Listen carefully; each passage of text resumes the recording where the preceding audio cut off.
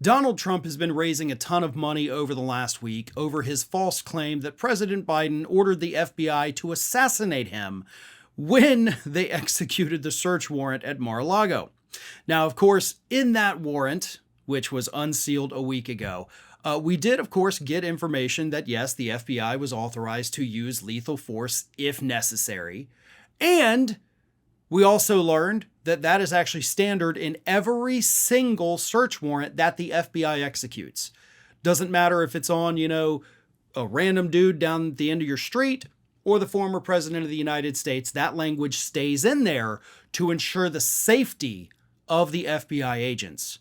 But nevertheless, Donald Trump has been pushing this conspiracy theory that Biden wanted to kill him. He's been fundraising off of it, sending it out in emails and text messages. And one person, one very important person, has had enough of this crap. And that person happens to be Special Prosecutor Jack Smith.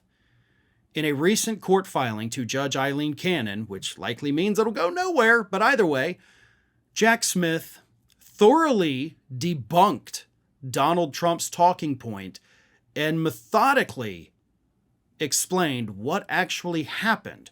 And I'm going to read a portion of that. It's a long portion, so buckle up. But it's important to understand that Jack Smith is doing a very good job. He's just up against a judge that doesn't give a crap about it.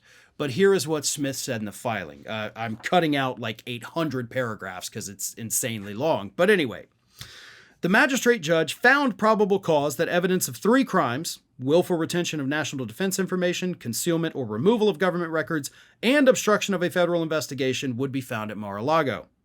The FBI created a law enforcement operations order using an FD 888 form, as is typical in every case, he says.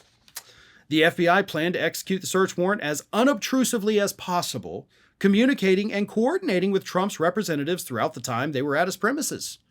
The FBI chose a date, August 8, 2022, during Mar-a-Lago's off-season, when neither Trump nor his family would be in Florida. Under the plan that the FBI prepared, prosecutors and agents would contact Trump's retained counsel before the warrant was executed to notify him of the search warrant and request collaboration and assistance. The FBI would then coordinate with the U.S. Secret Service and, if necessary, with Mar-a-Lago guest services to ensure a fulsome understanding of spaces occupied as designated in the search warrant. The FBI noted that if, contrary to expectations, Trump and the Secret Service were to arrive at Mar-a-Lago while the search warrant was being executed, FBI management would be prepared to engage with points of contact with the Secret Service per existing liaison relationships. The operations form provided that the FBI agents who conducted the search would carry standard-issue weapons and be attired in business casual with unmarked polo or collared shirts and law enforcement equipment concealed. So, what Jack Smith is telling us here, and there's more, I'll get to that in a moment, but he's telling us, listen, we, or the FBI, jumped through all of these hoops so that nobody would know what was happening. We didn't want to draw attention to it. We didn't want to embarrass Donald Trump in front of his guests, in front of his family, or anybody. So Trump's out there saying they were going to kill him. Meanwhile, they were bending over backwards to make sure he didn't look bad. That in and of itself is also insane. The FBI had no reason to do that. They were giving Donald Trump, as per usual, special privilege and favors. Smith continues. On February 22nd, 2024, so this year, Trump filed under seal a motion to suppress evidence obtained through the search of Mar-a-Lago. In setting forth what he described as the relevant facts, Trump stated that the operations form contained a policy statement regarding use of deadly force, which stated, for example, law enforcement officers of the Department of Justice may use deadly force when necessary. Although Trump included the warrant and operations forms as exhibits to his motion, the motion misquoted the operations form by omitting the crucial word only before when necessary, without any ellipsis reflecting the omission. The motion also left out language explaining that deadly force is necessary only when the officer has a reasonable belief that the subject of such force poses an imminent danger of death or serious physical injury to the officer or to another person. In other words, Donald Trump's lawyers lied to the judge in a motion, which is illegal, by changing the wording of the motion itself. So not only did Jack Smith expertly destroy Donald Trump's conspiracy theory, he also pointed to the judge, oh, by the way, looks like they committed another crime with this false court filing.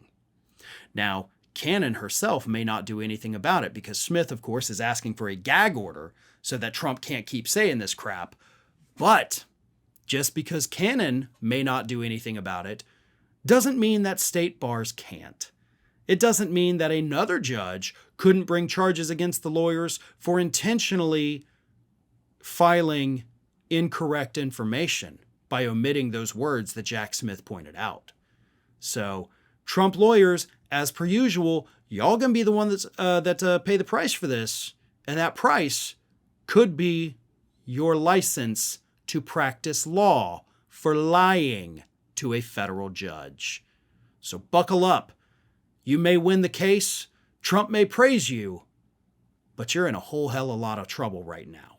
Well, folks, we have crossed that 1 million subscriber milestone, but rest assured, we are just getting started here at Ring of Fire. So if you're not already, please do subscribe to the channel and make sure to like, share, and comment on the videos.